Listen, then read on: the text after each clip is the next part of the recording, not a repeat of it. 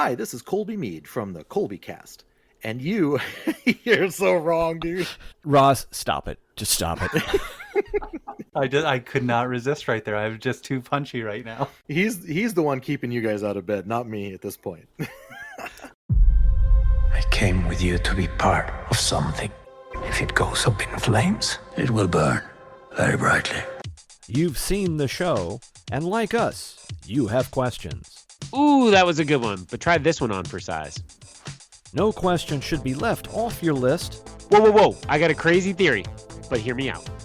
But you better have some spares. Oh, that was one of mine. All right, let's do this instead. With me, as always, is my friend and Card Squadron winger. This is Greg Cass, a.k.a. Ion Cannon. We've recorded at home and across the U.S. Last summer, we were from the Boston Common. This week, we're in Chicago. This is day 3 of celebration. The show has had many names, but the purpose is the same. Let's share some time at the table. Ding ding, it's time for breakfast. Welcome to the Breakfast Pack, a Rebel Base Card micro podcast series. Today on Breakfast Pack number 102, Questions and or Breakfast. In this episode, we are asking questions and making comments on the third arc of Andor Season 2 that premiered on Disney Plus on Tuesday, May 6th. These are going to be covering the episodes Messenger, Who Are You? And Welcome to the Rebellion. With me, of course, is my co-host and Card Squadron winger, Gregory Cass from IonCannon.com. It's just been a crazy month of Star Wars, and it feels like for everything we talk about, there's 6 things that we're not talking about yet. We're getting there, my man. So, but anyway, how are you doing? Oh, you're not kidding. It just has felt like, it's a crazy time of year for family and work and all that stuff. And then you throw on just so much Star Wars content. I mean, it's a joy, right? And it's a joy to get to sit down and ding, ding, it is breakfast time. But it's really, it's been a lot. And I think, when we get to the end of this series, we'll have to reflect a little bit on, was this the right call Disney made? Was this the right call we made? Should we have done the Coffee with Kenobi strategy? Boy, they're looking good these days, having only done one at a time. But it is a joy, and especially after this arc we're talking about tonight, my whatever frustrations, whatever exhaustion I experience, it's like we've got the best Star Wars in the world, and I can't wait to talk about it because this was truly thrilling and exhilarating. How are you feeling about this arc number 3, as you just alluded to?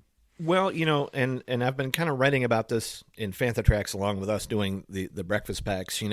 For me, I tried to binge the first arc, and I would, especially with working around the wife's schedule and, having to kind of get maybe one in, then take a break, pick up the wife, and then do the other 2, right? And the problem I was running into is like, you're really squinting because we get up super early. So I'm like, crushing all that in was super difficult. And so the second arc, I, did the first episode, took a break, watched the second one. And then I, of course, with Who Are You? I think there was a great time for me to pause because I really had to kind of take a break and kind of process that. That was some unprecedented Star Wars that we're going to be getting into. And so in the morning I woke up and watched, Welcome to the Rebellion, which was also a wonderful moment. So for those of you who are listening who may have, just been kind of going episode to episode, and I would say, I'm so proud of you. I think when we go back and we do our second breakfast, or 11Zs, as PT like to say, I think it's going to be, these moments are going to be shining, because I would say that, up to this point, this is the arc. This is where lots of Pringles are going to be thrown around, because it was some of the best that I'd seen, but also some of the most disturbing. And you really, we've always said like, hey, we want the adult Star Wars, and this was like, all right, Tony was like, all right, here it is, and deal with it. And so yeah, it was a lot to kind of have to process, but I would say at the end, I'm happy we had it, and how it ended. Oh my gosh. So it's going to be interesting, but I think there are things within this episode that I liked. I'm going on a rant now, but you've seen those quotes that Tony Gilroy said about, I don't know if he said about Bix's sister, But it was kind of interesting that there are these things, and we'll probably be talking about this continuing on, that there might be some things that, purposely done for reasons. And then, when you kind of see them, you're like, oh, okay, I get it.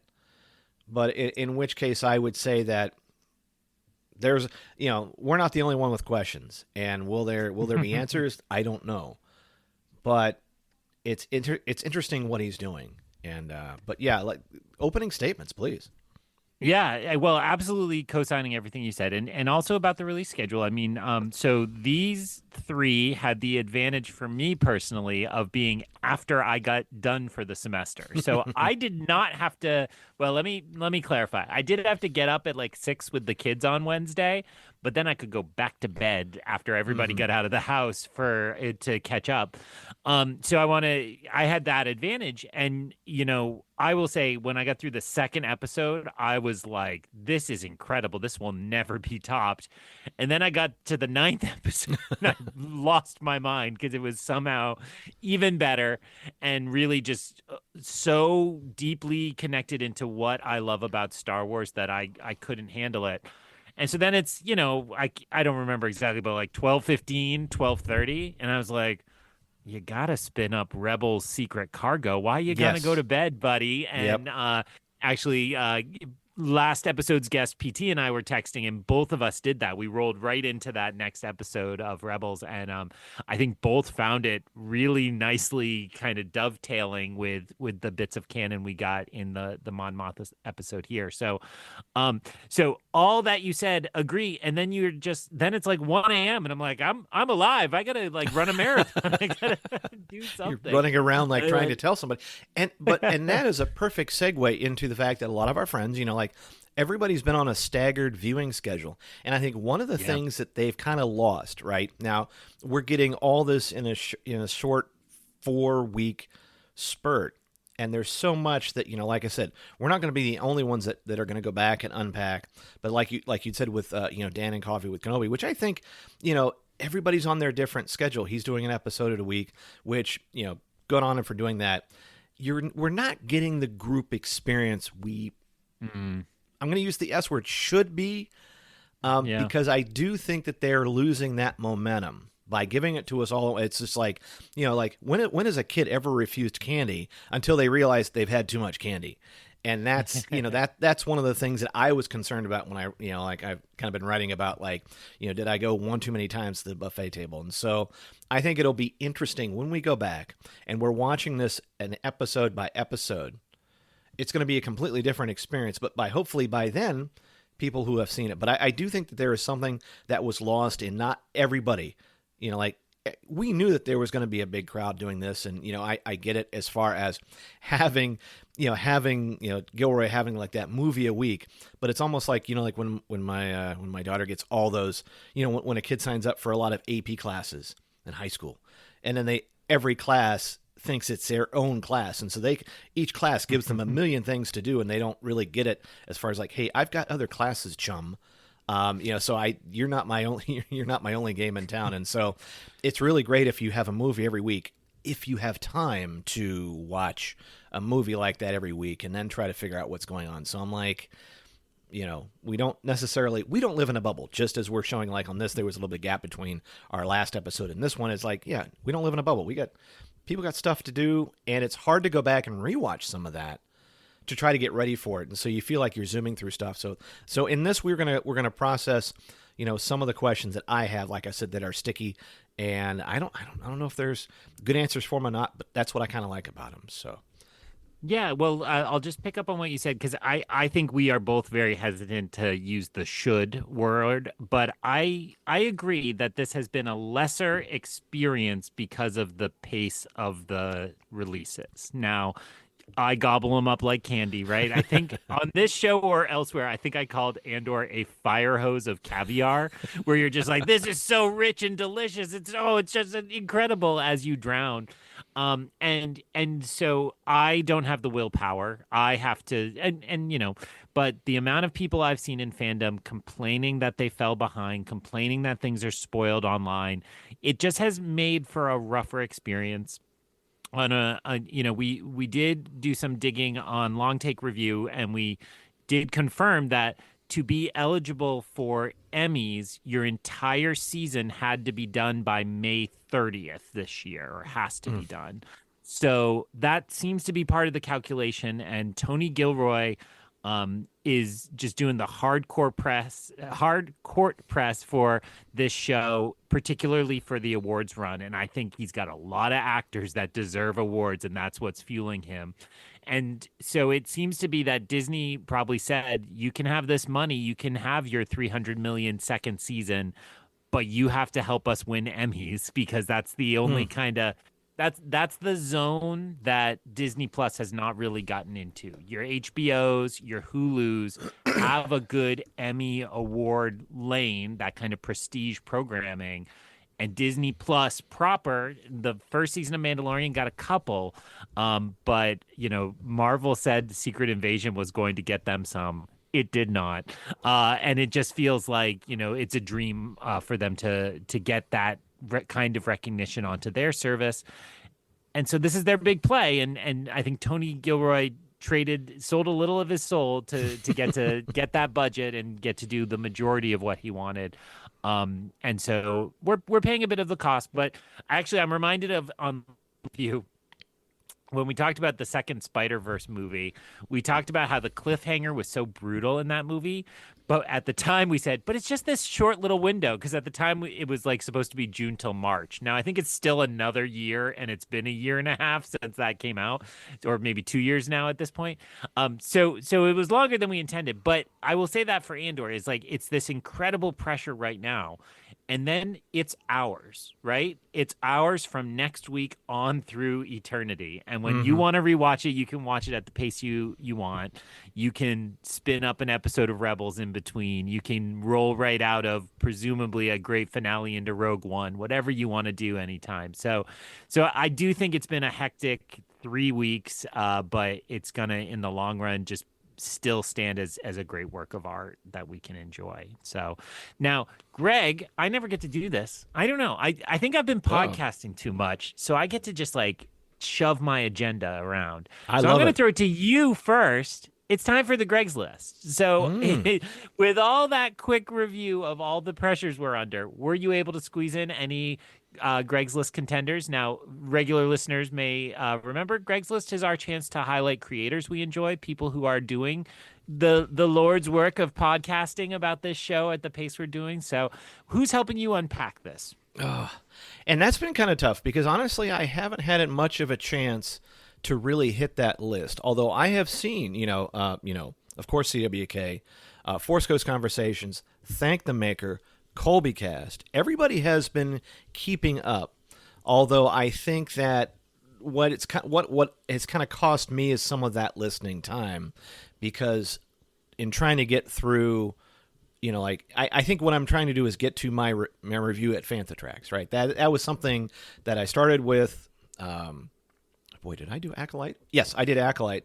Or did I? Yeah, Acolyte, then Skeleton Crew. I think this is my third go around. So in order not to get out of sync, because not everybody was kind of doing the same thing, I kind of, was kind of hitting the pause on some of these. Although I will go back to, because I think one of the questions that I am looking for my Greg's List regulars to take on is, at the end of the day, did the 3 arc instead of a full season do it for you or work? I think in some cases we can say, yes, we're catching the core of what's going on. Will that through line go through, and how is everybody feeling about it? But I do feel like I'm going to go back after, we finish this and we finish the 4th arc, and I'm going to go back and dive into a lot of these podcasts, because especially like the ones that'll go, like say Cantina Cast, that goes like a couple hours or something like that, or RFR, which was doing their after, they're doing their after viewing show, and then their regular show. I mean, they're doing, some of these folks are doing 2, 3, 4 hours of content in addition to, like the 3 hours of Andor. That's a lot to go through. And you do feel like, all right, I like usually going through, if there was one episode of something, and then kind of getting a nice collective feel. In this case, I think I'm going to have to go back and really give a lot of these ones their due. You know, like I mean, you know, even what Jen was doing her reviews as well. But you know, Ross was doing it for Phantom Drag, so everybody was just like crushing down on this. But I do feel that once the dust settles, then I think, you know, although we have had a nice, you know, we've had a nice audience, and thank you very much for everyone who's been listening and downloading, because we have enjoyed some very, very, you know, good audience numbers for these ones. But I do feel that I have been a little slack on mine, only just because there's so much around that you're taking in that it's kind of hard to, you know, give that, because everybody needs a lot of time, like us, to talk about this. What about you? Yeah, well, it's so funny because I do roughly the same. I try to watch the episodes twice before we record, and I don't listen to anybody till I get those two Right. viewings done, because I want my notes to be purely me. And I really try to not listen to coverage of those episodes until we record about those episodes. A rule I have broken, because this arc was so crazy. When I got up that next morning and saw that Blast Points had dropped theirs at midnight, I was like, I need the therapy of those two goofy guys doing what they do best and talking to me. And they, you know, I actually, you know, have some thoughts related to what they shared, or questions I'll try to give them credit for. But it is really kind of, you know, hard to see the conversation just start immediately, because so many of those podcasters got these episodes early. So I did Blast Points. I continued with The Watch. The Fantatrax reviews are fantastic. I hope even when I forget to mention that.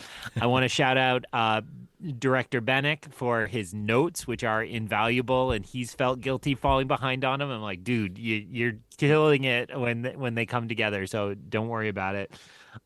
I guess Jen, I don't know. You know, at some point she's just too good at everything, so you hate to give her compliments. But yeah, all right, Jen Subchakchai Bankard, greatest in the universe. She's so wonderful.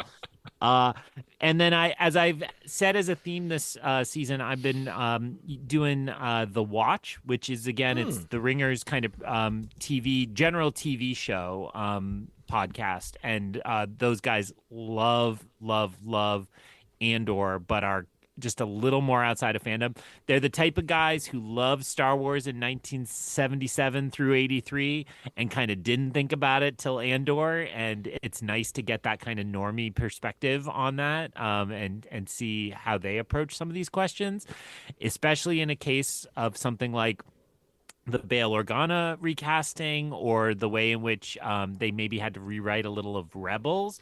Fans have one perspective on those things. Normal people are like, who cares what a children's cartoon said 10 years ago? Like, move along, right? So it's really helpful. And then to your point about run times, my big one, House of R, which is a Ringer podcast, which is hosted by Mallory Rubin and Joanna Robinson, two great fans and just nerds. Their episode for this third arc clocked in at 4 hours. Oh my so heavens. I have not finished that one, but I have started that one. And the kind of depth that they can achieve, it's remarkable. It really makes the long take review look not so bad, right? But it's incredible that we have a Star Wars show that deserves that level of detail. And you know, one detail that I'll pick out from some of those conversations, I think this was actually on The Watch, the ways in which Tony Gilroy has thought so carefully about this. So for the crowd scenes of the Gorman massacre, he knew they had to do what's called patchwork, which is, you know, you have about 30 extras to do a shot, and then you dress them in something different, you change things out, and then you need those 30 people. So he's like, okay, that means I need to hide that. So I need smoke. Now, why would there be smoke in the middle of this blaster fight? Well, what if the smoke was something from their culture? Okay, you know how beekeepers need to use smokers on their hives? What if these Gorman brought their smokers? Because they have a society where they need that. Got it. What if they are the people who raise spiders to create the silk? Okay, in the propaganda video on Gorman in episode 1, let's get the smokers in so that all the way at episode 8, we can... Wow. Yeah. Unbelievable, right? That level of care and precision went into this. Never mind, you know, I mean, we're in spoiler mode now. When Cyril and Cassian are smacking the crap out of each other, and you see every little glass they smash is something beautiful that I could buy in the Halcyon gift shop and would spend hundreds of dollars on, and it maybe gets on screen and maybe doesn't. I just can't believe this show, man. I all you're gonna hear from me tonight is endless praise because this is just unbelievable art. Not even unbelievable television, unbelievable art. So, whew. Well, and that kind of leads, when we're talking about I was going to say, we've already kind of skipped past our point where we would say, like, hey, if you haven't seen Arcs 7 and 9, there are going to be spoilers for this. But yeah, just to reiterate as a boilerplate, hey, look, this is going to talk about, episodes 7 through 9. So we're going to be spoiling the heck out of this and just kind of like really taking it all in. So if you haven't had a chance, I would hope the title and the description would make sure, but yeah, and also because everybody's all over the place in what they're covering, it's a good idea to kind of pay attention because yes, I've heard people, what I love in our group, Mary's always like, hey, spoiler for this and this, because Mary, stays up and watches the whole thing, which is awesome. But, yes, I love the folks, I think Tom, even from Teachers in the Dungeon, I think he was taken a little lower and slower. Of course, and our friend Daz Davies, hey, Daz, he's on a different time zone, so he doesn't get a chance to watch that. So I think everybody that we kind of in our sphere has been pretty good about like, hey, no spoilers, this kind of thing. But also, I've always said one of the reasons why you listen to a lot of podcasts is because there is so much detail, especially in this series, that you really need a community kind of pick things up. And it's not like, oh shoot, we missed that one. This one's like, look, we're here together to try to pick out some things. It's great when we sound clever. It's fine if we cover other ground, but hopefully between what we're going to be talking about and what a lot of other folks, they're going to be the ones that are going to be answering a lot of the questions like that, and that's why it's really great to have that kind of diversity of opinion, because it's just like there's a lot to talk about. So of course, in this we're going to be trading questions back and forth. So my question to you, Greg, is what is your first question? Ooh, sneaky. All right. Where to even begin? Again, listeners, I am so full of just like enthusiasm about these episodes. So again, we'll save the Pringles cans ratings till the end, but this show has had like 7 best episodes ever, and I think there's 2 of them tonight. So, I'm going to start with a weird place, and this is largely inspired by Blast Points, who hit this character hard. They have a new obsession.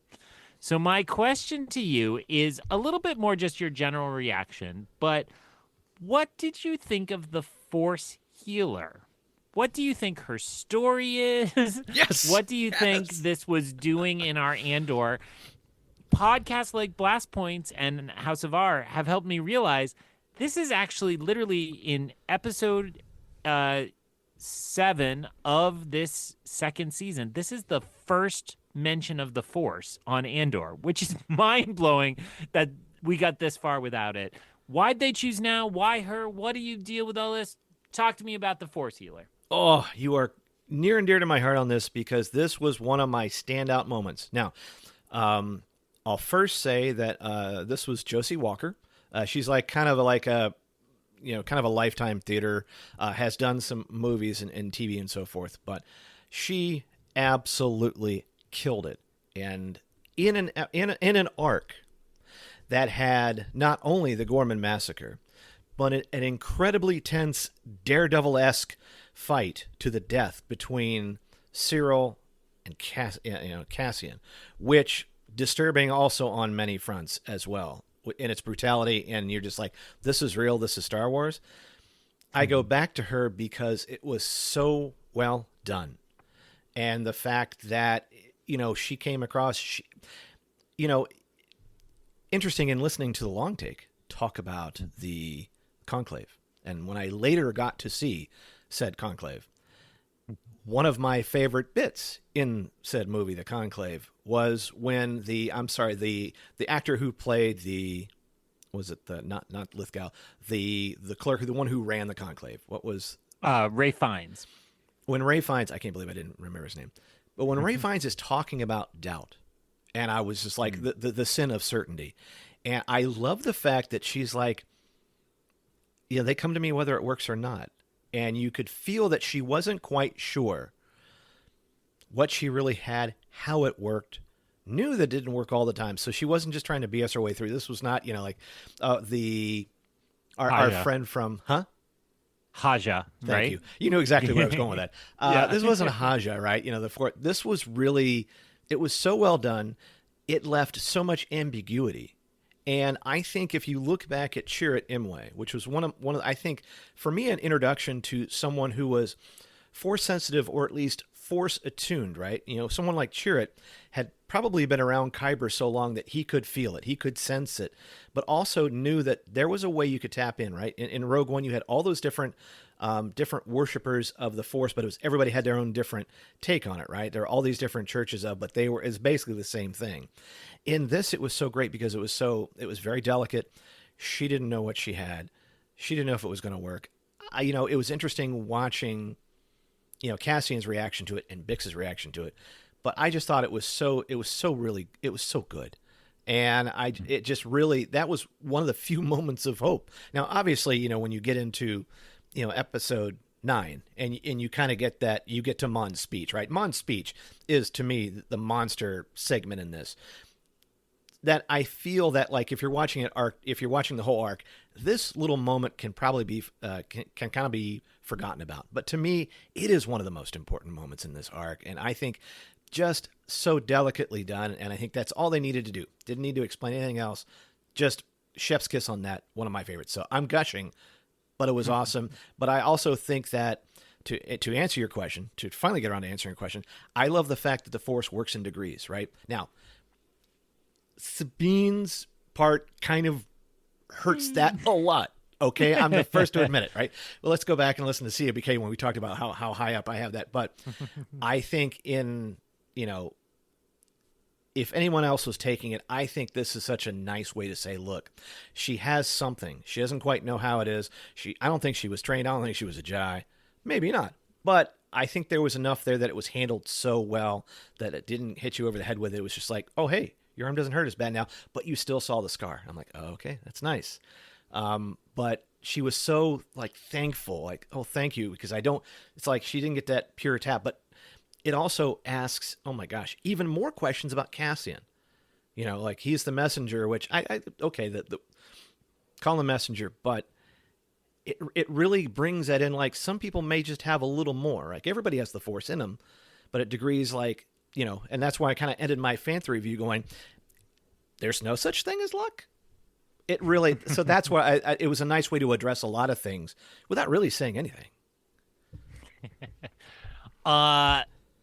Also a standout moment for me, hence it being my first question. And I love everything you just said about her and tying into that great conclave theme about faith is about uncertainty and being comfortable in the uncertainty. And I think that's a beautiful message. Hey, Long Take Review, what a great podcast. First episode of a new series called The Guest List, where a guest gets to choose a movie.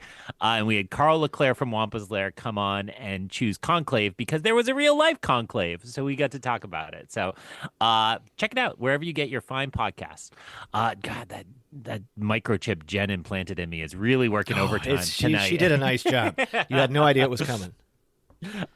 So I thought everything you just said is so wonderful. And now layer on how old she is. Mm-hmm. And that really makes me wonder, what is this character's backstory? I'm going to buy Force Healer, the novel or the comic book whenever it comes out. So with all due respect to the actress, not sure her actual age, I would say at a minimum, she's probably 55, 60, right? Which means if we're 2 BBY, she's going to be like 40-ish when Order 66 happens. So I love your questions about, how does the Force work by degrees? And what might that mean about her backstory? Is she a rejected Jedi candidate? Did she grow up on an outer rim planet and just find she had these abilities later in life? Was she perhaps a Padawan, something like a Reva or a Cal Kestis character who, sorry, I know you like to kill him, but somebody who Many, was many on their way to be a Jedi and, their training stopped. We still don't have the complete picture on Jod from Skeleton Crew, but similar to that story, perhaps. I think there's a lot of possibilities there. But I actually kind of like where you seem to have landed before I even raised the possibilities is, that she's probably somebody from like a little village. And on my other podcast, Through the Glass Columns, we have those characters are from a world with a specific kind of magic, and there are figures in the small villages called the Wisdoms, and they're essentially like a wise woman, right? And that the village elects a wisdom, and it becomes kind of a matriarchal position. There's like a male mayor of town, but he doesn't have any of the real power. There are powers in the wisdom. And it's more like she's a healer, she helps people, and so on. And this very much felt like that kind of figure, right? Like she felt like the wisdom of this Yavin 4 base. I will just say, I do think there's a lot of uncertainty and ambiguity, but the blaster burn healed. Right now, he had Bix put salve on it. We saw it. It almost went somewhere until Williman showed up. But it could also be that it worked. And Bix seems moved by this and says in no uncertain terms, I felt something. So it's great. It's wonderful.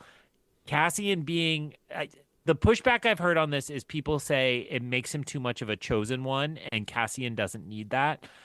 I don't feel that myself.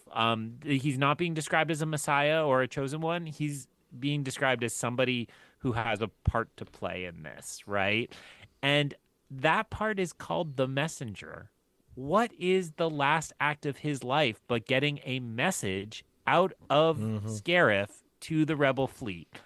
He is what she says he is, and he does continue to gather people up around him and carry it all with him. And so I think Gilroy was really playing with where this goes eventually, and where this series has been about what common people feel about the universe. It's important to know how common people feel about the Force too. What happens when you're not Luke Skywalker, but you might feel a little tingle, a little Peter Tingle, to steal from Spider-Man. Yeah, you know what? And just because I was furiously writing this down, as she was saying this, the script that she has to say, where she says, "I sense the weight of things I can't see, pain, fear, need. Most beings carry the weight of things that shape them. They carry the past, but some, very few, they're gathering as they go. There's a purpose to it. He's a messenger. There's some place he needs to be. Maybe you're the place he needs to be." And I'm just like, pick me up off the floor. I'm like, that is just, she just nailed it. Poetry. She also nominated for 3 Laurence Olivier Awards, by the way, working at the Royal National Theatre at the RSC, as many West End productions. Josie Walker, yes. Get on the convention circuit, please, and get this lady a card. She had a very nice Instagram post too about how much playing in Star Wars meant to her, and so I am a sucker for when they say nice things about being in Star Wars, and it worked for me. She was in a phenomenal movie that came out last year called Kneecap. Actually, PT's pick for best foreign language LTR award winner. It's about oh my God. It is about an Irish rap group who raps in Irish and in the Irish language. So it's all about like identity and language and culture. And it's a phenomenal movie. So if you like her at all, use it as your excuse to watch Kneecap. It's such a fun movie. Not for the kids. It's not on Disney Plus, but it's got a really, really wonderful kind of arc to it. And she was born in Belfast. Resides in England. And is in the movie Belfast, I believe, right? Yes. Boom. Well, sorry, I shouldn't say boom for Belfast. No. Belfast has had some troubles. But Too respectfully, soon? Belfast, very good. All right, my question to you, and I was kind of wondering where I was going to start here, but You took off a nice hunk of that. I am also going to hopefully give us something a little meaty kind of chew on that I wasn't quite sure. Now, although he says, and the title is, "Who are you? Who are you? Who are you? Who? Yeah. Where's Coming to Ross when Fenway you- Park this summer for their farewell tour. That's No way. every billboard I drive by lately. Go on. Oh my goodness. Did Cassian recognize Cyril? We are in graduation season. I just participated in a very, very rainy commencement ceremony the other night. And I do sometimes have that uncanny moment because I only teach first year college students. I don't know if I've ever said that on air. So when I go to a commencement ceremony, I have that moment of like, did I teach that one? I can't tell. And the age I'm at, names don't stick as much as they used to, and so on. This year's graduating class, if I taught them, they wore masks when I taught them, giving me true. that extra level of confusion. So I think there's a case to be made that there's a little bit of that in Cassian's question, saying, where do I know you from? Which is actually what the Force healer says, right? Where do I know you from? And I think there might be a little edge of that, but I love it. It is devastating, right? If you have lived your life hunting down your nemesis with nothing, you have nothing left except you could possibly kill that nemesis, and the nemesis is like, wait, who are you? Is just like the most devastating. It's cruel how filthy they do Cyril in that moment, but so wonderful to witness. So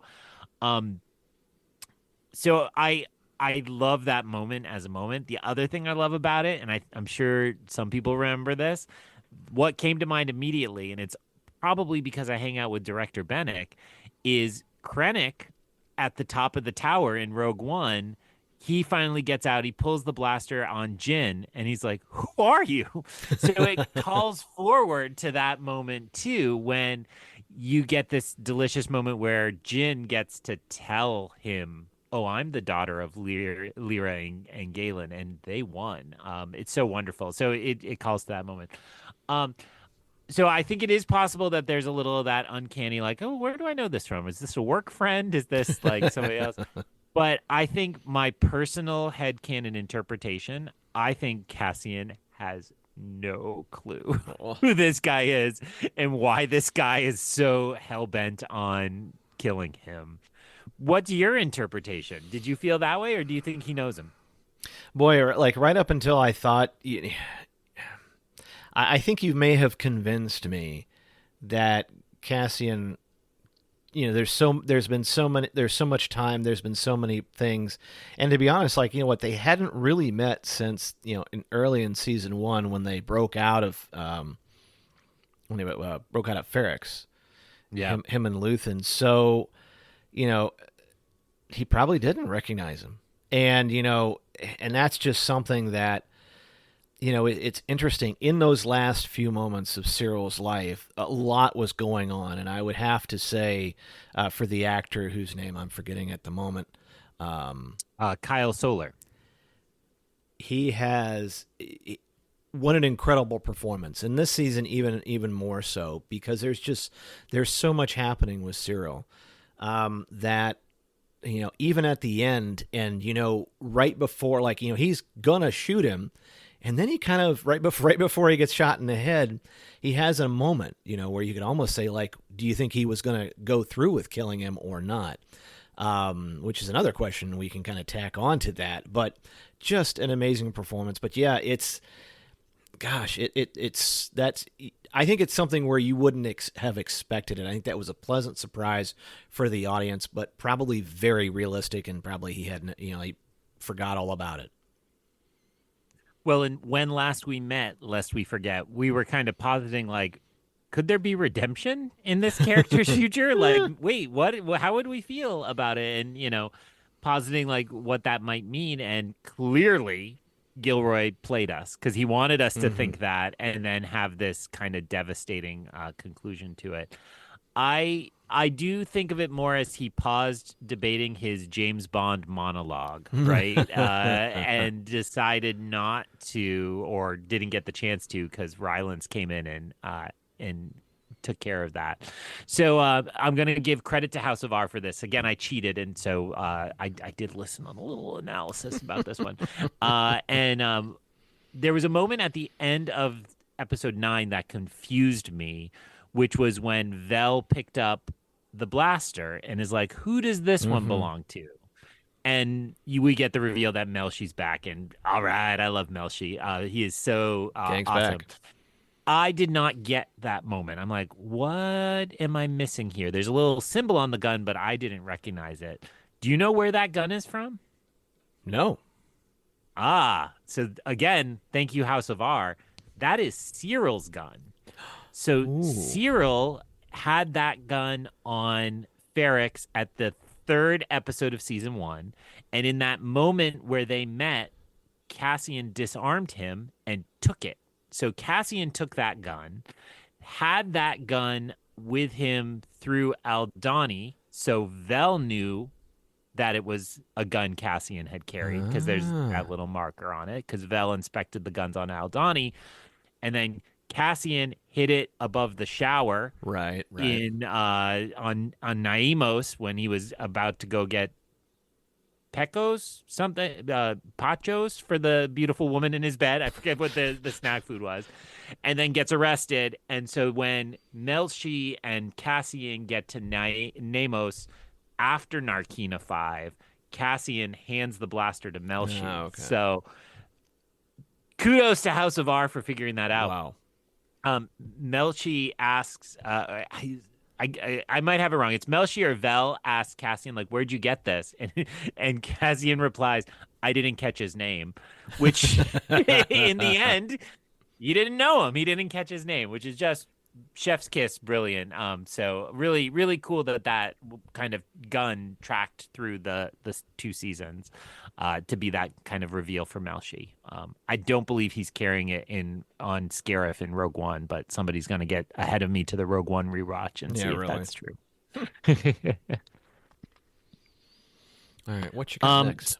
Well, I'm going to tack on this one because I had one about our dear departed friend. So, Greg, I like to do just easy ones.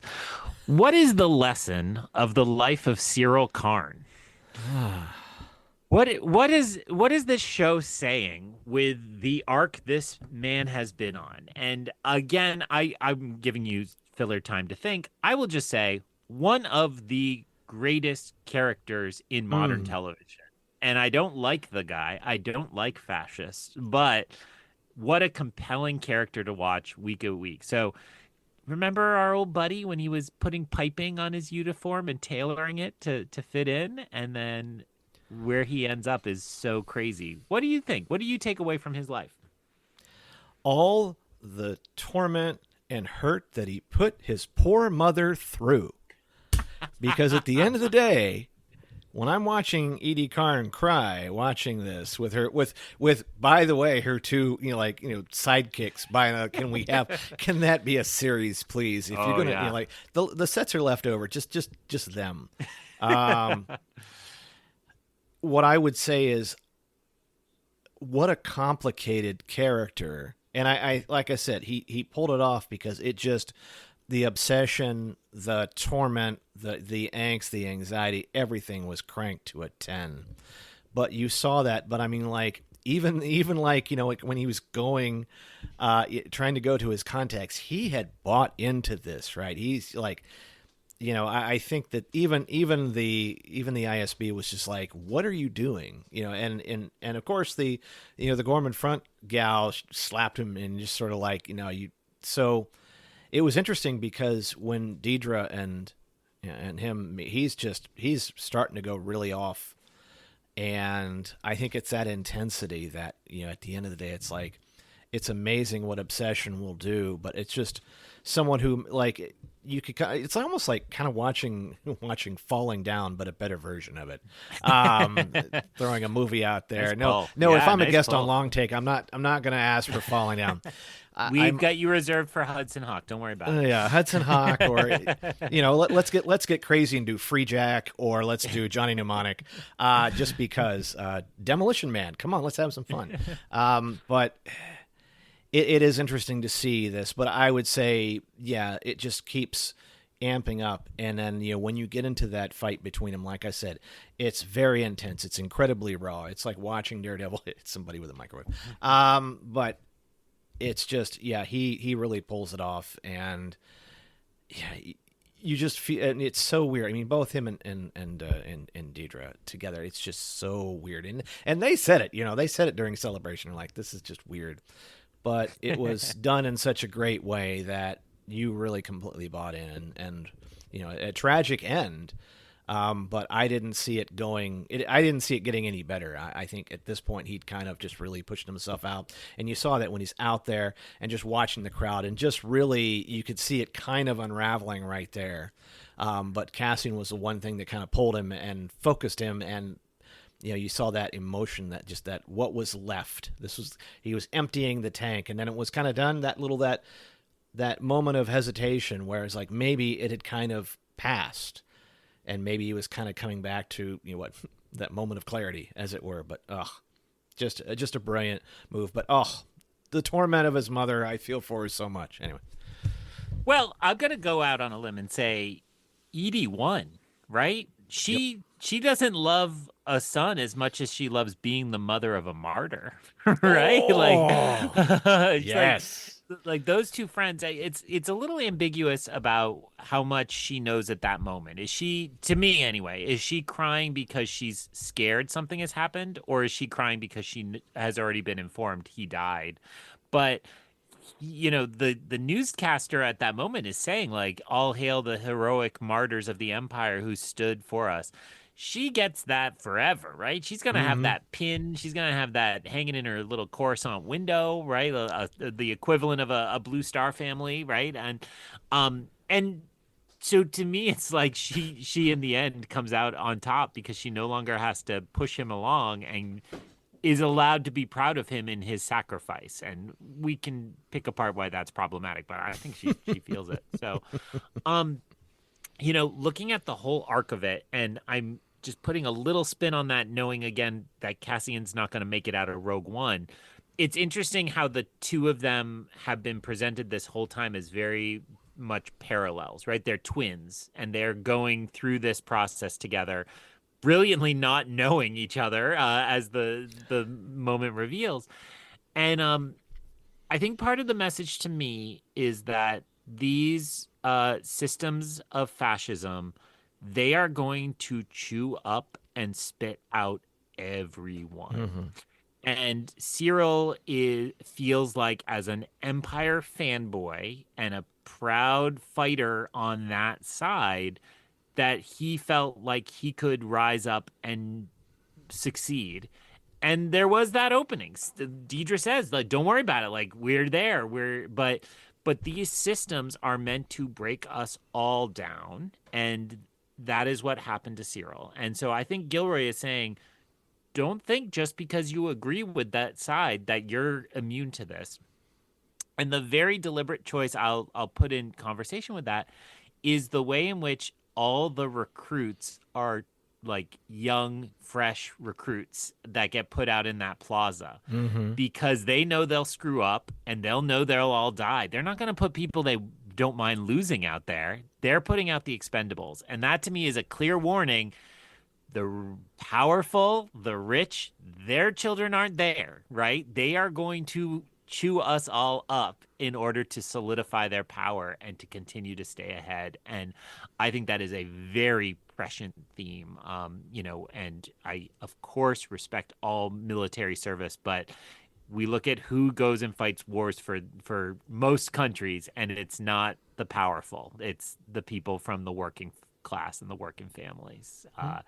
Pretty stirring stuff in a stupid space wizard show. Can you believe it? Well said. Well said. Staying on that, and I think this is a good follow-up question for that, and it goes into Deidre herself. And my question back to you, because I'm not clear about this, is how much was Deidre lying to herself about what was going on, and was it more than her lying to Cyril about what the mission really was? Who is she lying more to, herself or Cyril? Because clearly at the end, she knows what's going to have to happen, or but, when it comes time, you start to have those questions. And I'm like, man, as crazy as we talked about, Cyril and back and forth like that, just what's going on in Deidre's head. Well, can I recreate the opening credits? Like, we'll call that a steal. But how about this one? So one of the things I was going to ask, and we try to stay away from just like pure speculation questions because they have a limited shelf life. Right. But I was wondering, like, where does Deirdre go from here? And so when you get to answer your own question, if you want to throw in any thoughts about like how this portends for where she's at the end of the episodes, please feel free. I think that I'm reminded a lot of director Krennic from Rogue One, who is trying desperately to claw his way up. And that is where I think Dedra has become his mentee, because he sees that in her. And she is so desperate to claw her way up. I think she lost sight of how much she was lying to Cyril, right? Mm-hmm. And I think it's not even like a guess to say she lost track of how much she was going to be hurting him, and that crazy moment where he starts to strangle her is just unbelievable and so tense and crazy. But I think that the system continues to push Dedra just as much as it's pushing everybody else we just mentioned. And so I think in the year in between last week and this week, there was a moment where she hit no return and is lying to herself about this future where they get to go back to Coruscant and have more fondue and see Edie 2 times a month, no more, no less. So I think your question is dead on. I think she was completely, by the time we meet them in this arc, she's completely lying to herself that there's a way out of this where she and Cyril are still on the same side. And not just that, as far as I think by kind of reiterating the fact that they've been on there for a while, this has been going on, that you kind of forget that it's either they find a substitute for the Calcite, or they either have to move, or there is unfortunately like a final solution, as it were. And judging by the arrival of the KX droids and K2, that this is when you're talking about, I had his name, and I was looking at it was the Imperial officer. Darn it, I had his name down. Kaido, I think it's... Yep, that sounds right. Yeah. The gun, but Miro is the trigger, as it were. Oh, that was so good. Yeah. But yeah, I think it's one of those where it's been going on for so long that it's easy to kind of forget that it's going to happen. And even when Partagas is saying, well, they're just fiddling around with the calendar, but it's within 48 hours. And even when talking about the mining things that are already underway, it's sort of like this is a foregone conclusion, and they're just waiting for the Gormans to pull the trigger so they can kind of get started. It's amazing. Well, and I would love, I don't, actually, I need to credit director Bennick with this. He pointed out to me, we had, I ate just a disgustingly large calzone in his presence the other night, and we saw Raiders of the Lost Ark in the theater. And, while I was like just stuffing my face in the most horrific ways, he pointed out Star Wars is so great when it leaves space. And he talked about how, that's what's kind of beautiful about this structure. All our criticisms are valid, but there is still space in these stories, right? And we could get more. I think Bad Batch has a novel coming out this summer, and it's really hard to tell where they're squeezing in a novel or I think it's at the end in the fall maybe, but I think Tech's alive, so it's like, well, wait, so where are we? Like between what two episodes? But they've left these brilliant spaces, and one of them is clearly something big happened with Cyril and the Resistance to earn that slap that you mentioned before. There's a little kind of vibe there, like, did they have a thing? Did they, were they getting closer? Is it just that initial betrayal? Is there something that happened along the way? And certainly the fact that they get Rylance to just cold out murder him. I was going to make a movie reference, but I think people still haven't seen the movie I was going to reference. So like it's like crazy how much they hate Cyril by the time this episode happens. I would love a story about Cyril's year in Gorman on Gorman and see what happened there, because it is compelling. And then you dodged my half question, which is, I don't understand where Miro goes from here. It doesn't seem like at the end she's shaking. She's totally lost it. If that becomes like she's on Yavin when the next arc starts up, I would believe it. If she's, right back at the ISB working twice as hard to crush the rebellion, I would believe that too. It just feels to me like she is a character defined by restraint, and she is unrestrained at this point. Well, it also goes into, how much Partagaz has, kind of pushed her to take this, going, Gorman is a gift. But, it's like with anything, after, I can't imagine this, she's going to be a fall guy or fall girl. Yeah. So, it's just one of those where a combination of how she's feeling plus how whole the ISB is feeling. I don't know. It's interesting. And like I said, also one of the great side stories of this series so far, both of them. One of them ended on Gorman, and the other one has yet to be played all out, but it's nuts.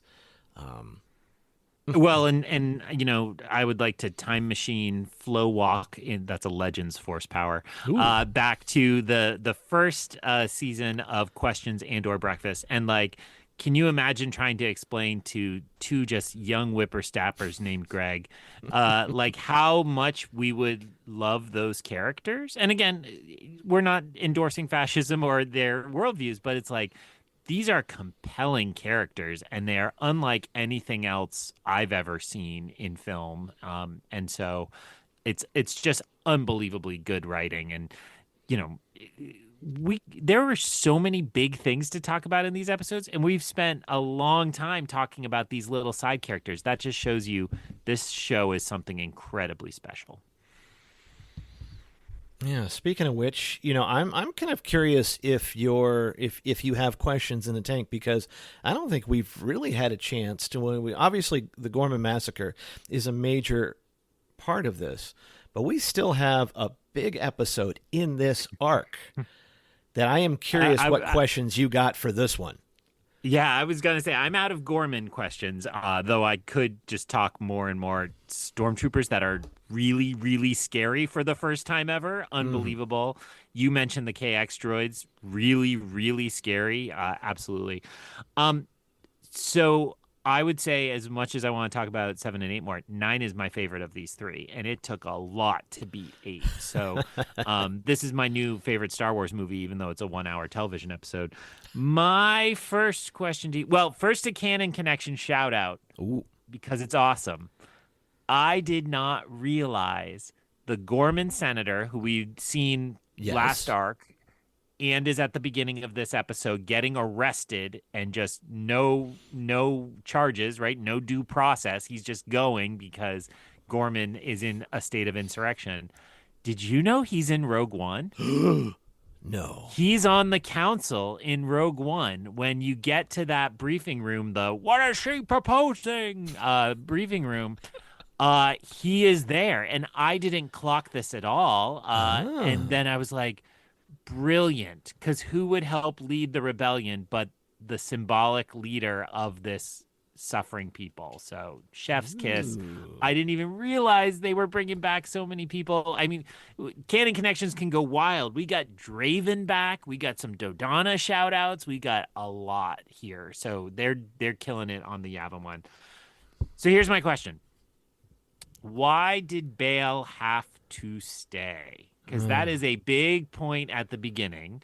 Bale says, I need to stay. You have to go. I don't understand this. What is keeping Bale in the Senate 2 years before A New Hope? Ooh.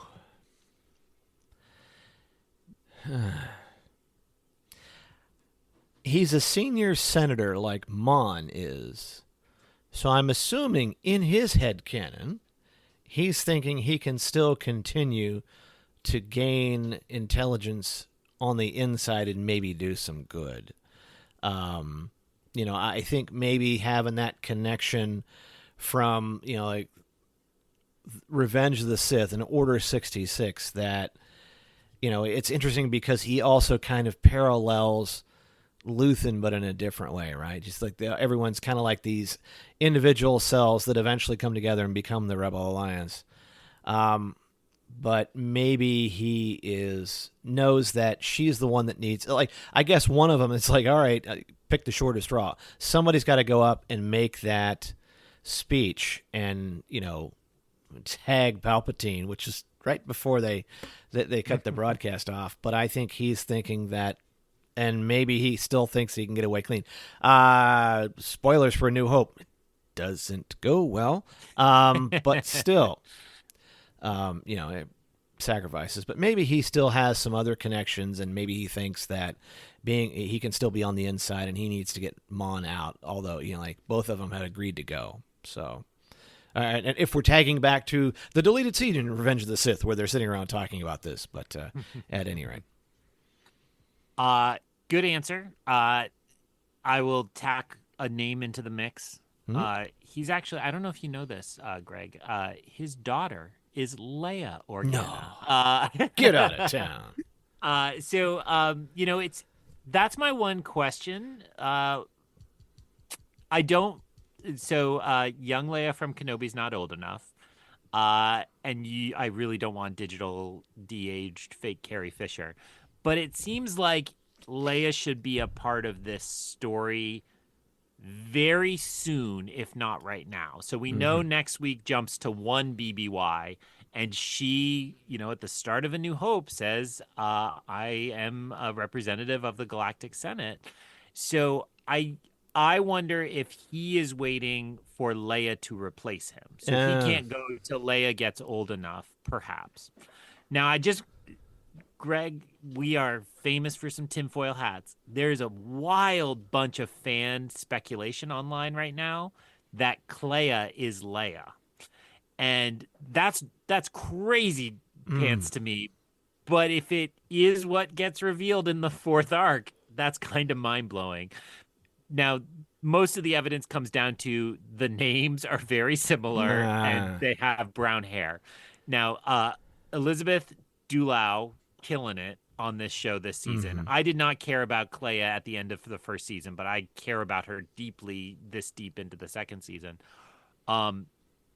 Pretty convincing young Leia if you needed to recast. Like, would believe it, but I just don't think it makes sense. So I'm not endorsing the theory, but it could wild to think about that, especially where Bale and Luthen are a little more adversarial this week than we've seen previously.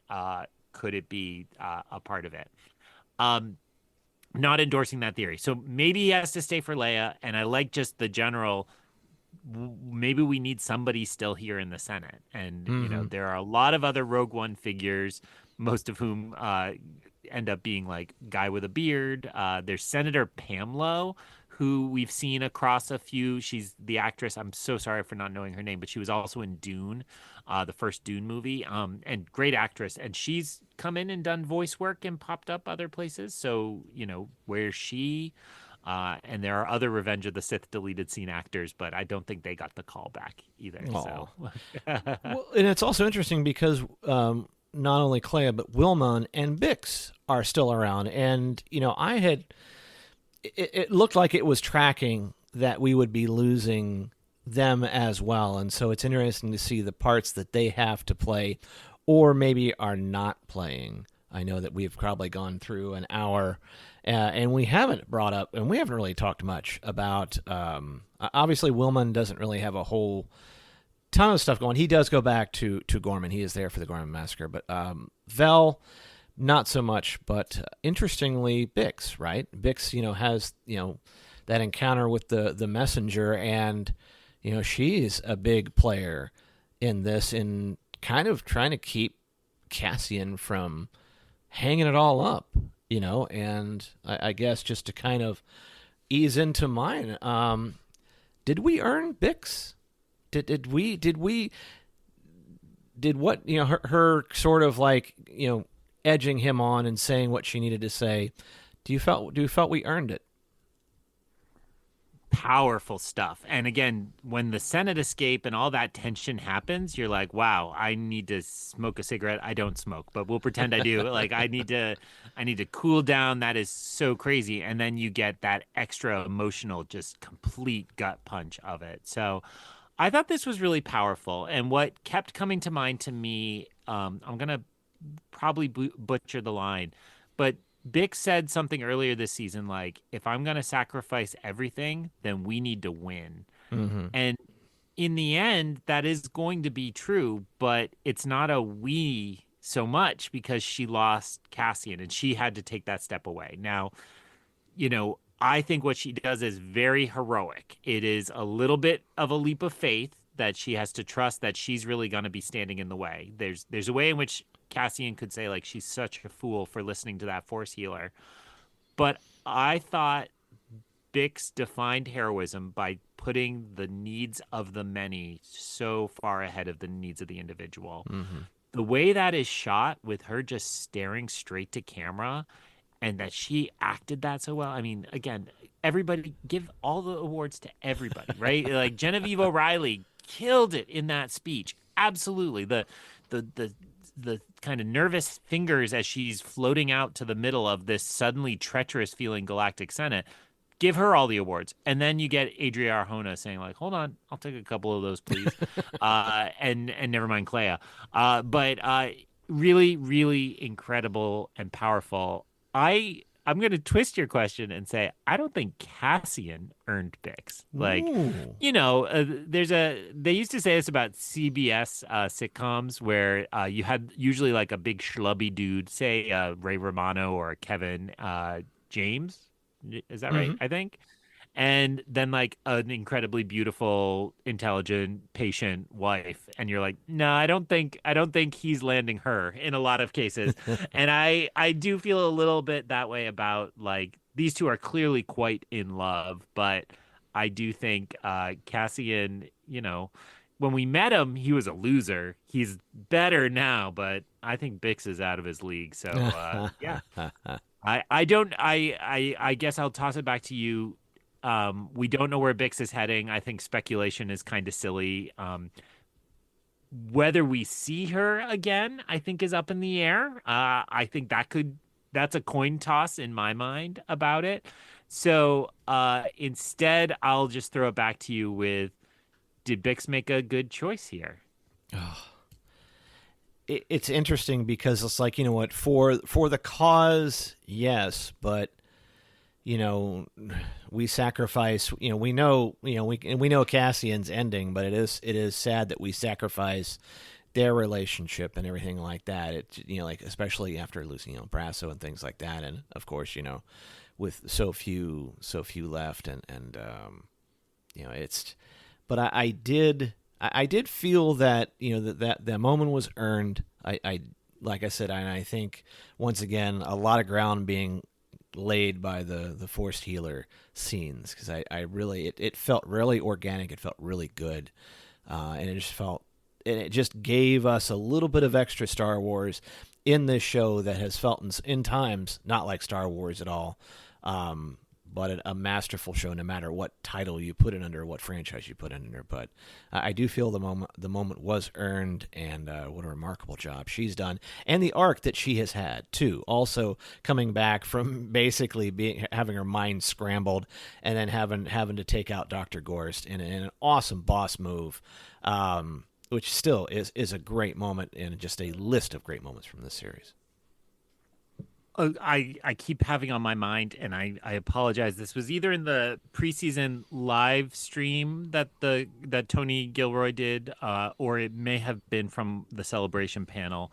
But I remember Adria Arjona getting interviewed, and somebody asked like the kind of common question, like, "What'd you take from set? What do you have?" And Adria Arjona said, "I have Bix's boots because I don't want to forget when I walked in Bix's shoes, and I am inspired by Bix, and I am inspired by who she is." And so, again, open question whether I think this is or I want this to be the end of her story. But I thought a lot about that comment in those boots walking away, right? Like this was her walking away in a heroic way, and I want to walk in Bix's shoes too. So I'm probably a little too big, but I got big feet. Well, it's also interesting because you're seeing that the difference in Rogue One where everybody goes, and in this one where a lot more survivors than you may think. But like I said, there's still a lot left to play, and so there's a lot of sacrifice left. All right, what you got next? I guess I want to. It's the last question I have on my sheet is just to unpack a little bit more about Mon Mothma getting to finally meet Cassian. And it's very similar to how you phrased the last one. Like, almost inevitably, the question is, how great was this? But what did it feel like for you to finally see these two characters who have been the two stars of the show actually meet for the first time? What do you make of that structure? What do you make of how they came together? If you just want to gush, feel free. But, what'd you think? No, that's fine, but it's kind of funny. It's like Mon was not only on a mission, she was the mission. And that's what I love, and it felt so right that you have that little, like, the team that Bail has bad guys in it, and that they have to kind of do. I was saying it in my review. It's kind of like 3 Days of the Condor meets Escape from New York. And who thought that the Senate could be the most exciting place to put them? Forget about, like, you want to talk about your trade disputes now, huh? This is where it's happening. We're locking this place down. It just made so much sense. But it was just really nice because after the arc, after this particular arc, it's just like, yes, this is what I want happening, that these two meet, and they're so important, right? And then now that really gives Rogue One that extra weight, right? When you see them in there and they seem so nonchalant. But just that desperation. And I also love, like, let's talk about Cloris's death, because that was just like, thank you. But her reaction, right? She's been fighting for the rebellion for years, but when it gets down and dirty and right there, she's just aghast. So she's got a lot of learning to do. But this is the introduction, and it's just like, yeah, it's really great because, it's interesting that, Gold Squadron is supposed to escort her to Yavin. So even at this early stage of the rebellion, there's theater that needs to happen. And that's what's amazing. And you want to talk about paying off later when we see how well the New Republic works. You go, okay, we can see like the best of intentions, but it's still a squabbling band of folks that in some cases are not, after each other's best interest and can kind of, quabble and things like that. But yes, I love the fact that her introduction to that is just like, yep, this is what's going to have to happen. And of course, when you get to Rogue One and Cassian having to take out people, you go, yeah, okay, this really tracks. And so, yeah, just, it was really great. And it's like, it's like Luthen and anybody, right? Or, like Luthen with Saw from season 1, where you're just like, he knew exactly how to talk to Saw, had to get his attention, and, and Forrest Whitaker this season just been incredible. But yeah. Also, shout out I don't think we've talked enough. Cassian's fake identities are so good. Ronnie Goocher from the Mid-Rim Dispatch Rim We're working on Network, that. something like that. So good. Like I would buy that book, right? Just Ronnie Goocher, the actual reporter. So I thought this was incredible. I think there's a reason everybody has been passing around those stills of Cassian and Mon Mothma's horrified face. I think those are incredible, and we're kind of breezing past the name of that episode gets dropped in the Chloris moment, I believe. Welcome to the Rebellion, and I thought a lot about Cassian's speech. I believe it's in Rogue One when Galen dies.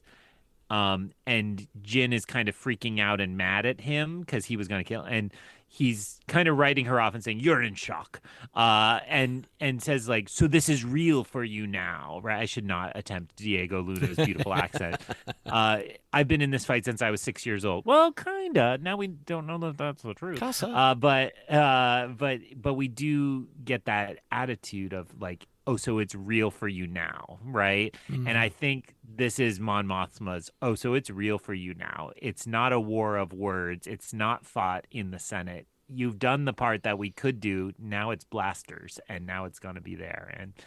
And it is incredible, that final moment when she just does that little glance over her shoulder, and you see it's a goodbye to that life. It's a goodbye to that apartment. It's a goodbye to Perrin.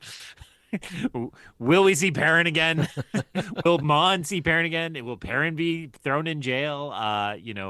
Who knows? But it's just an incredible close and a collapse of this world. And you realize now that those two stars have been on a collision course this whole time, and it's here, and it makes me so sad that we're so close to the end of this show. I don't want one more week. I want 10 more weeks. And I want 10 more seasons. Regardless of our comments about the structure, if this had been 5 seasons, I would have watched all 50 of those episodes. Like, I would have taken it because these are so well done. Yeah, and everyone has been full. Like, have you heard me complain this season about show length? No. Other than the fact that it's hard to watch 3 episodes in a go. But I would say that, I think if you had given them more episodes and more seasons, and, like I said, when it comes time to talk about that, we got words that they could fill them. Nature abhors a vacuum, but it's been so good. And like I said, I think these, and it'll reflect in our Pringles Cans review, which I think we're getting real close to that. Just how good this was. And, if this is, it's weird considering these 3 as the penultimate, but it kind of is. And so it did not disappoint.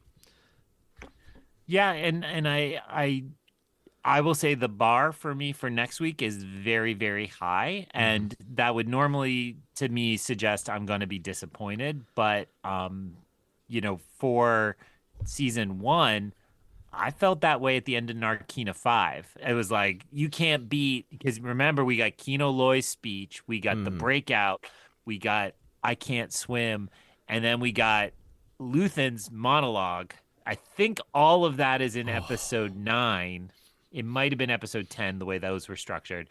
And then you get that last Ferrex piece, which totally outshines that, with Marva's speech, with Brasso hitting the guy with the brick, all that. So I don't know. I got like nothing left, and I got everything left. I try to not raise my hopes, but we'll see what they're able to do at the end. So yes, to business. So the final move of a good breakfast is to close it out with Pringles cans. And for those who may be joining us because you just needed to hear some nerds talk about these episodes, I once overpaid for a collectible can of Pringles from the Kenobi world premiere at Star Wars Celebration Anaheim. And we decided Pringles cans are the most valuable thing we have in the universe. So each week we rate the episodes on a scale of Pringles cans. Greg, I defer to you to go first. Ooh. What is your Pringles can rating for this 3rd arc? Yeah, and I've been thinking about this as we were getting set to record. And I would say that I am definitely going to be ranking this as higher than anything I have ranked so far with this season of Andor. So I am going to be going with 9 out of 10.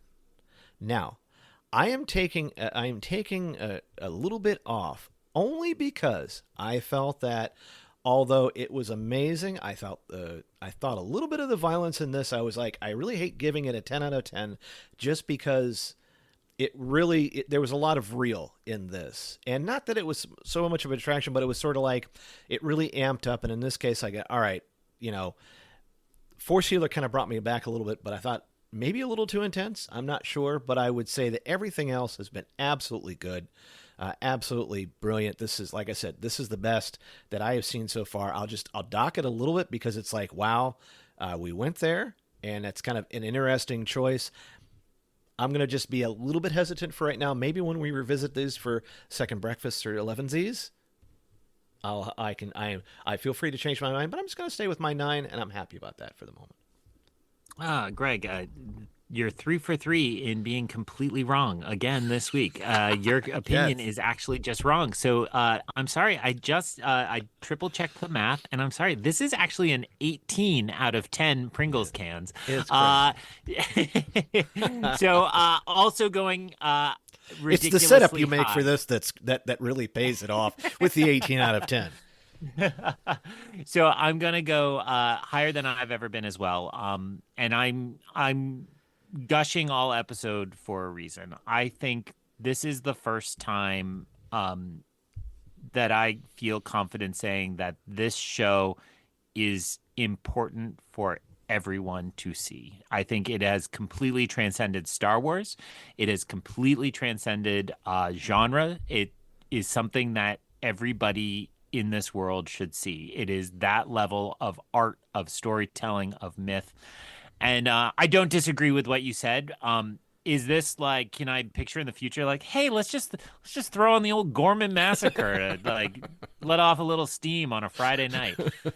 No, I mean, this was in, I want to tread very carefully, but this is like, when you have to watch one of these intense war movies or a Holocaust drama, it's like, this is important with a capital I, and it doesn't feel like work. It feels like something that I need to see to improve who I am as a human. And Andor has gestured that way a couple times, but this was so engrossing and so fully realized that I am a humble man of not so humble opinions, but I will say this completely staggered me, and I cannot imagine a time in the future where this is not on my mind. Hopefully we get there someday, but I cannot stop thinking about these episodes. So all of that hyperbole is well earned. Star Wars, if you're listening, I know that you aren't. Please take this as a vote of confidence in giving creators space, resources, and just let them cook, because who could have imagined something so incredible in this show? I'll co-sign on that and just say that I do think that show length matters.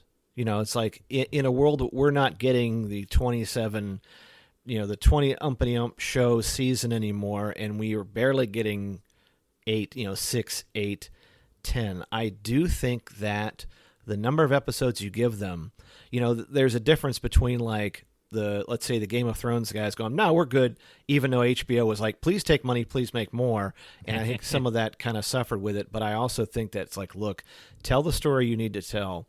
It's fine to take, and like I said, going back to the Gorman Massacre and stuff, it's like, take those chances, take those risks, do it, because I think, it's like also, it's something new we haven't seen, and I like the fact that they push boundaries and they're not playing it safe, because unfortunately, I do think that a lot of Star Wars going forward may not take those risks, or may not be able to take those risks with those creators, only because it's not a single vision. It hasn't been a single vision for a long time. It's done, but it's done by writers, it's done by committees, but I want it to be done with passion. I want it to go, look, we think this is a story, and there's a lot of places. There's places for Nubs, and there's places for Gorman. And if you want to put those two on the extremes, I think we now have it. I think that's the register now. You've got Nubs or you got Gorman.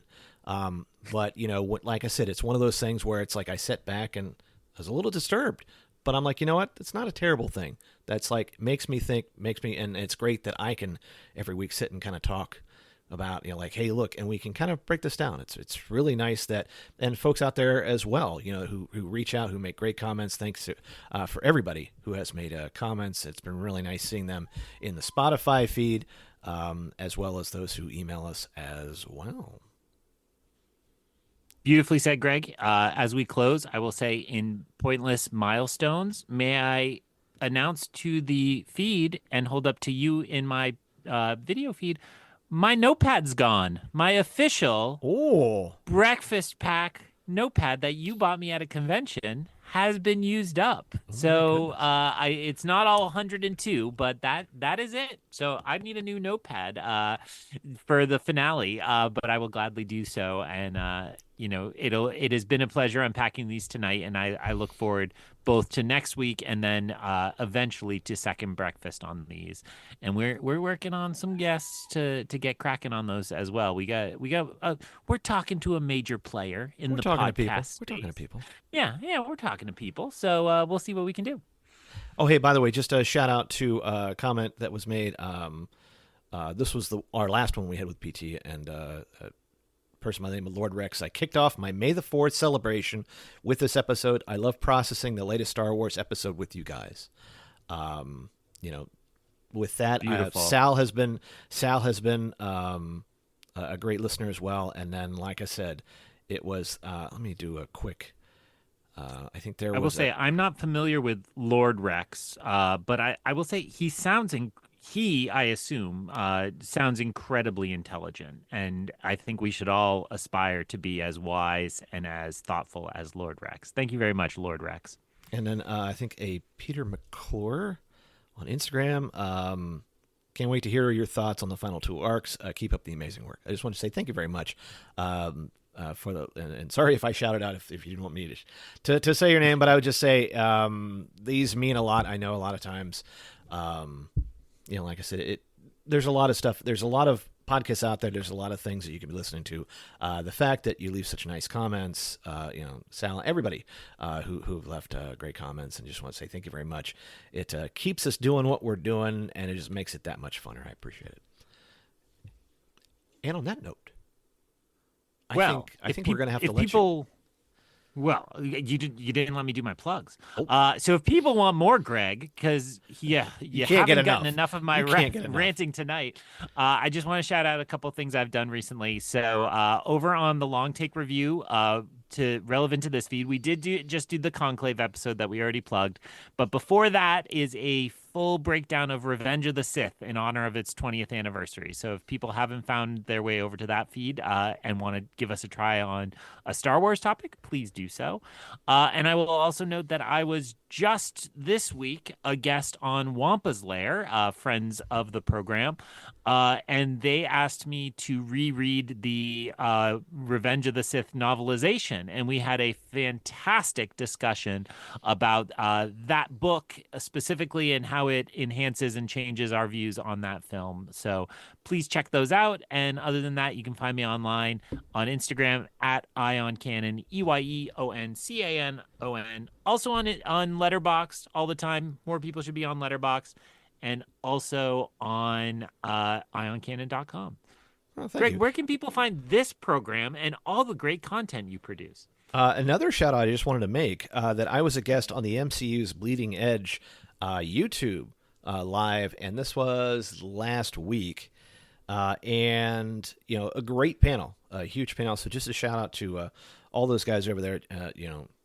It was a 6-person panel, but they were doing an episode as well. I think we did Harvest, and you can find the MCU's Bleeding Edge, or the MCU's Bleeding Edge, on YouTube and Instagram.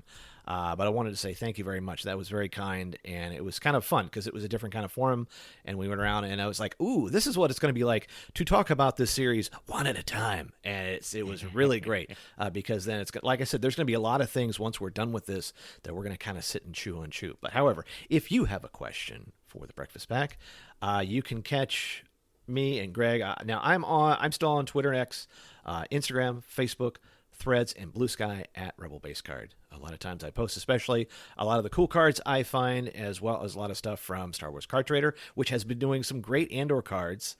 And even Topps Now did a card online that you could buy. Now, by the time you hear this, it'll most likely, it was, I think, up until the 16th. But I was just happy that Topps Now actually did a card, or like a physical card for it, because other than let's say the celebration card that one Mr. Ross Hollowman brought back for me, it's been a little dry on the new cards because of some of the sets that have been putting out. But hey, you heard it here first. Topps Chrome is coming out. That'll be like kind of one of the first pedestrian type releases, and that's going to be in July. You can pre-order at GameStop. You can go in there and pre-order. They have blasters and hobby boxes, and they're still MSRP. You can't. At this point, you couldn't pre-order online, but you can go in a store. Because if you have kids, you know how GameStop works, and you can put $5 down, and you can say, hey, look, or you can put anything up. So I may go down and put a little money, almost like a layaway, on a hobby box for Topps Chrome. But I am looking forward to that being in stores. And of course, we still have the Legends release from Star Wars Unlimited also coming out in July. So some cards you can actually go out and find, kids. I'm excited to hear that. But huge plug God, it's so late in the show, but if you're collecting that Unlimited, hit up Flipside Gaming. They'll give you the preview box, they'll give you the booster box or the starter decks. Legends is shaping up to be a great set.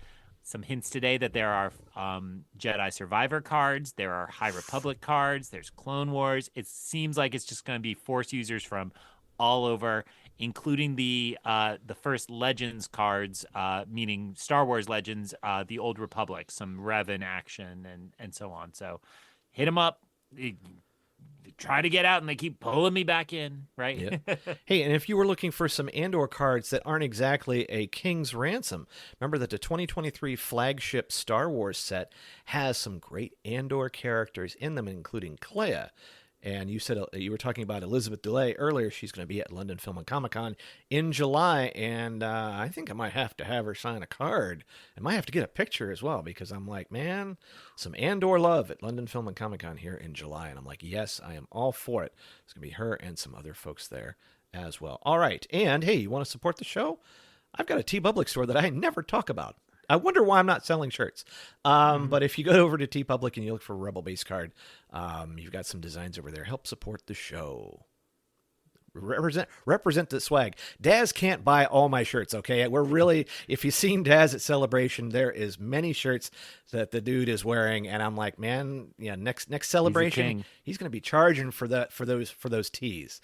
It's going to be placement. Your podcast here is going to be his next shirt.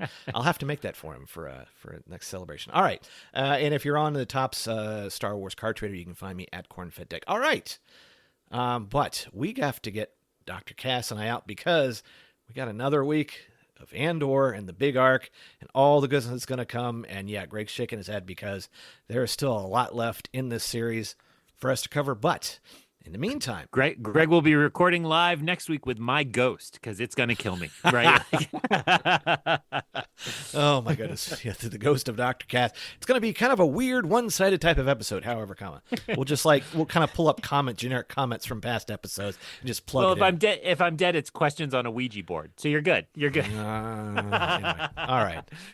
That's not a plug for The Last of Us, but I'm sure ColbyCast is covering The Last of Us anyway. All right, last plug. All right, so for Greg Cass and myself, we're going to return you to your podcast playlist, already in progress. This podcast is not affiliated in any way with Topps, Disney, or Star Wars, nor is it endorsed by Disney or Lucasfilm, and is intended for entertainment and informational purposes only. All names and sounds and any other related items are properties of their respective trademarks and or copyright holders here in the U.S. and abroad. The official Star Wars website can be found at www.starwars.com.